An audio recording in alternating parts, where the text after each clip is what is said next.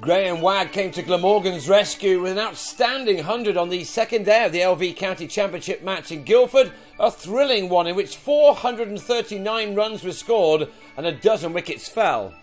After batting all the way through the first day for his 91 off 262 balls, Zafar Ansari was out to the third ball he faced on the second morning without adding a run, LBW to Michael Hogan.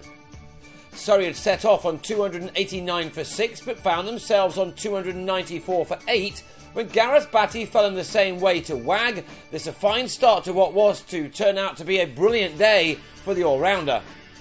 Wagg perhaps used Tom Curran as a reference point later on. Curran came into bat on the back of his maiden first-class 50 in the win over Leicestershire last week, and he certainly extracted some confidence from that knock.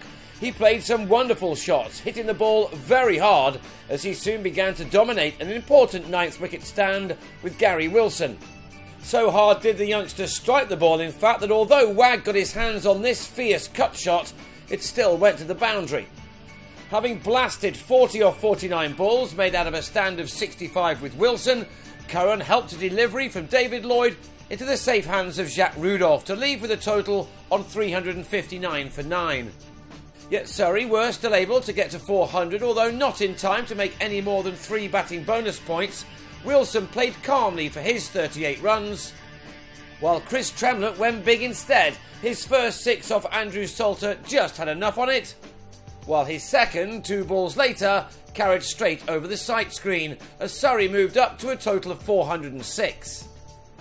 Wagg finished it off as Tremlett drove him on the up to Craig Macheda. The batsman out for 29 as everyone sat down for their lunch, not ready perhaps for the entertainment they were about to receive.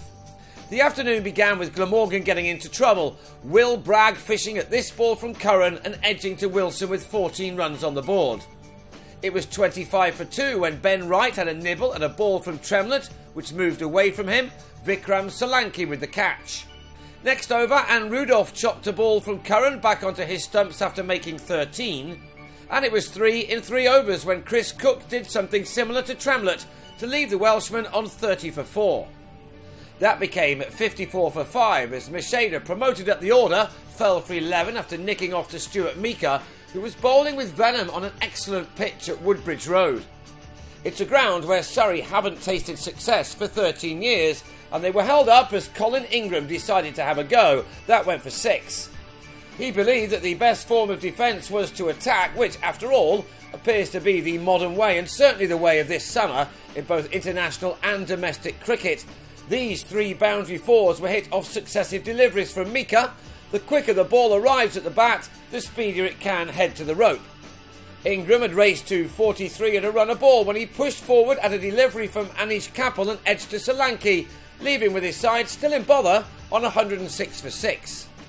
Wagg came in and simply picked up where Ingram had left off. He took 4 fours off one Kapil over to get his innings started, a knock which by the end of the day had equalled the all-rounder's best ever.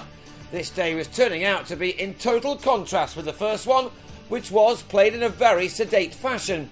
There was nothing sleepy about these strokes, which kept the scoreboard operators very busy. With the ball starting to fly to all parts, Batty tried to regain some control by bringing himself on, and Ansari, but it didn't alter much. Mark Wallace ignored some close infielders to pick up his runs with some shots which would have been frowned upon in red ball cricket only a few years ago.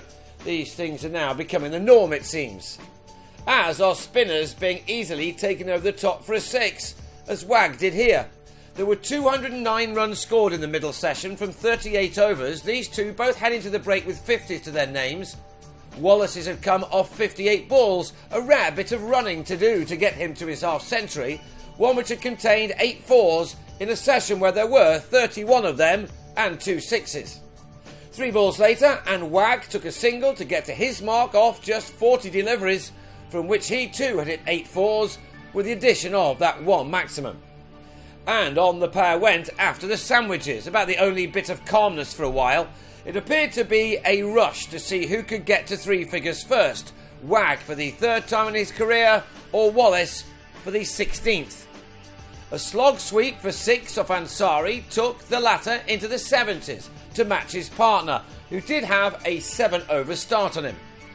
It was the keeper who began to move ahead, and his 14th four took him into the 90s. Only for him to fall in the next over for 92. Curran with a successful LBW shout, which brought an end to an exhilarating partnership which had added 152 runs in 26.5 overs. Wagg decided to play yet more shots as a result of that, taking 14 runs off a meagre over, including these crashing fours, shots you really wouldn't want to get your hands in the way of, and a 6, which had him too into the 90s. He made no mistake from here, a tap and run taking him to three figures off only 99 balls, from which he'd smashed 13 fours and 3 sixes and turned this game on its head. He had every right to be pleased with his efforts. He did offer a chance of sorts soon afterwards, Aaron Haranath almost losing a finger or two trying to hold on to another very powerful punch. Glamorgan had their 300 up in the 54th over, but then things slowed down once Lloyd chipped Haranath to mid-on after making 18. Just 13 runs came off the last 13 overs thereafter to end a thrilling day which saw Glamorgan respond to their host's 406 with a total of 323 for 8, and that now leaves them 83 runs behind, with Wagg needing just one more run on day 3 to record the best score of his career.